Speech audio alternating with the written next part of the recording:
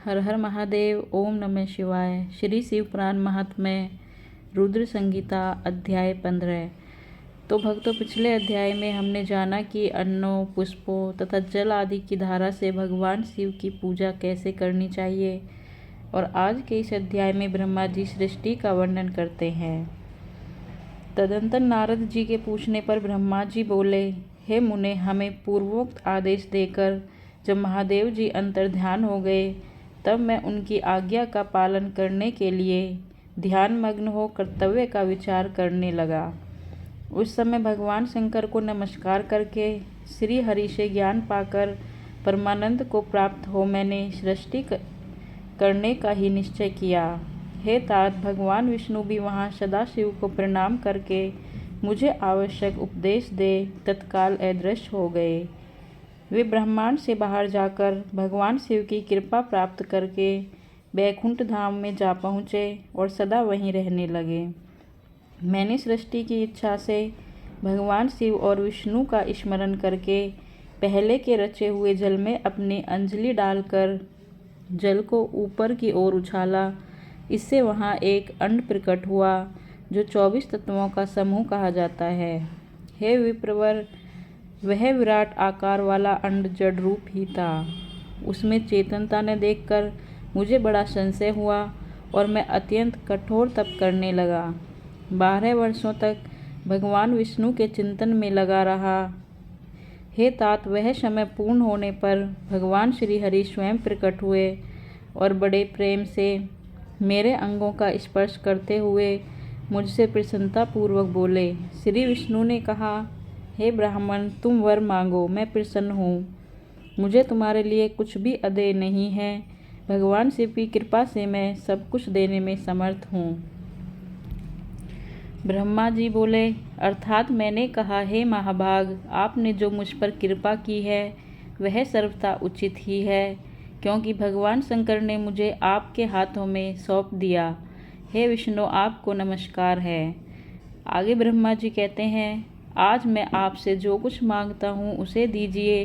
प्रभु, यह विराट रूप 24 तत्वों से बना हुआ अंड किसी तरह चेतन नहीं हो रहा है, जड़ी भूत दिखाई देता है। हे हरे, इस समय भगवान शिव की कृपा से आप यहाँ प्रकट हुए हैं, अतः शंकर की सृष्टि शक्ति या विभूति से प्राप्त हुए इस अंड में चेतनता लाइए।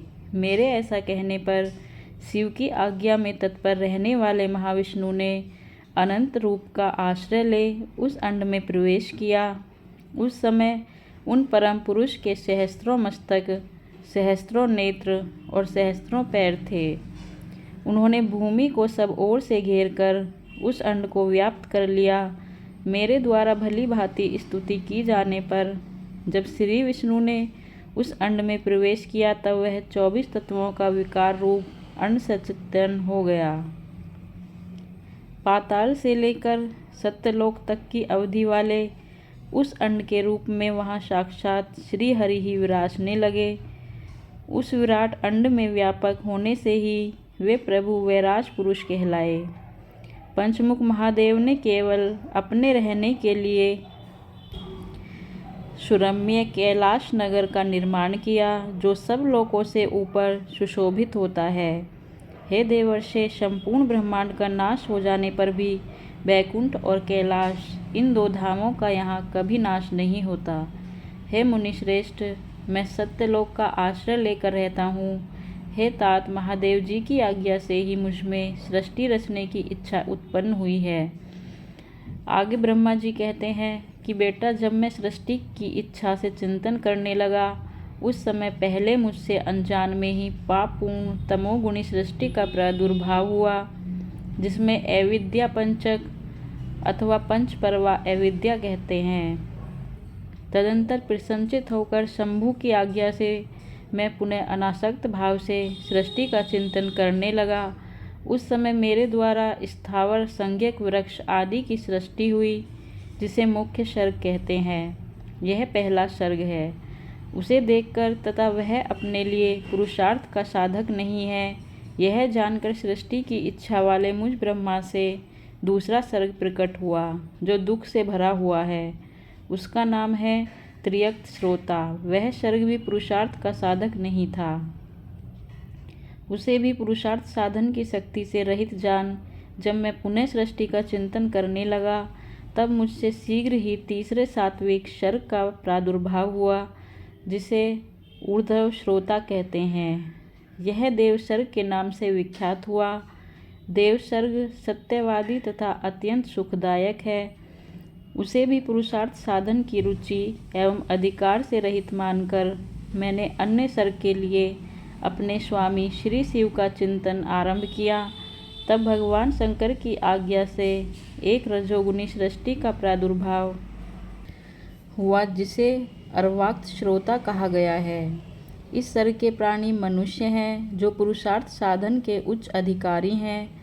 तदंतर महादेव जी की आज्ञा से भूत आदि की सृष्टि हुई। इस प्रकार मैंने 5 तरह की वैकृत सृष्टि का वर्णन किया है।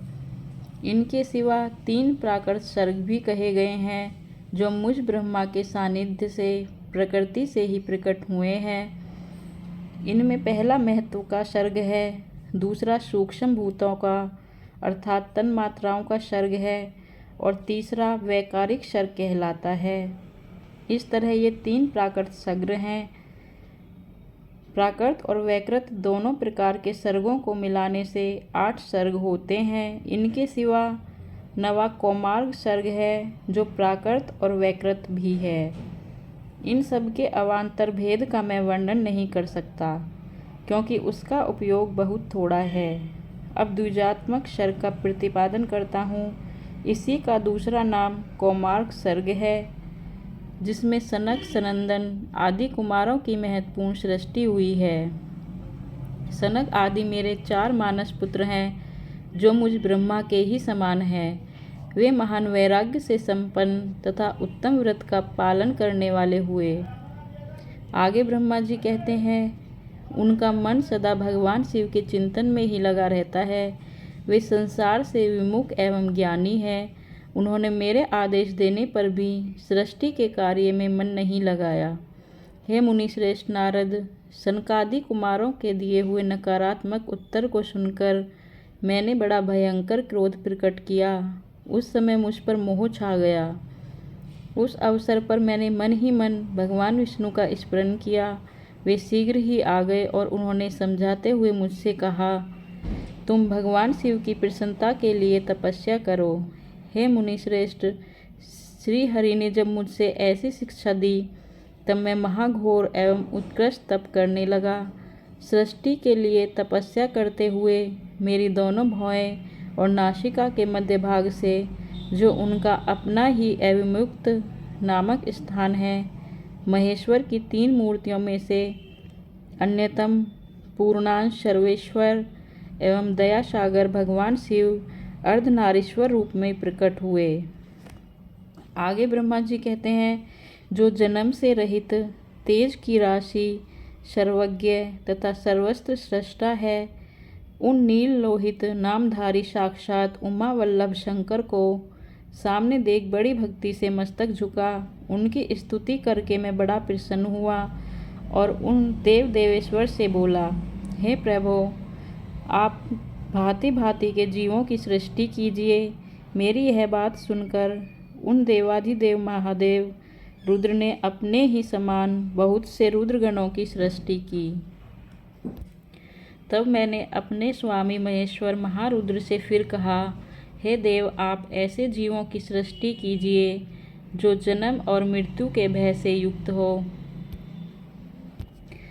हे मुनिश्रेष्ठ, मेरी ऐसी बात सुनकर करुणा सागर महादेव जी हंस पड़े और तत्काल इस प्रकार बोले। महादेव जी ने कहा, विधाता, मैं जन्म और मृत्यु के भय से युक्त अशोभन जीवों की सृष्टि नहीं करूँगा, क्योंकि वे कर्मों के अधीन हो दुख के समुद्र में डूबे रहेंगे। मैं तो दुख के सागर में डूबे हुए उन जीवों का उद्धार मात्र करूँगा। गुरु का स्वरूप धारण करके उत्तम ज्ञान प्रदान कर उन सबको संसार सागर से पार करूँगा। हे प्रजापते, दुख में डूबे हुए सारे जीव की सृष्टि तो तुम ही करो। मेरी आज्ञा से इस कार्य में प्रवृत्त होने के कारण तुम्हें माया नहीं बांध सकेगी। ब्रह्मा जी कहते हैं कि महादेव जी मुझसे ऐसा कहकर श्रीमान भगवान नील लोहित महादेव मेरे देखते देखते अपने पार्षदों के साथ वहाँ से तत्काल तिरोहित हो गए। श्री शिवपुराण महात्म्य रुद्र संहिता अध्याय 15 समाप्त।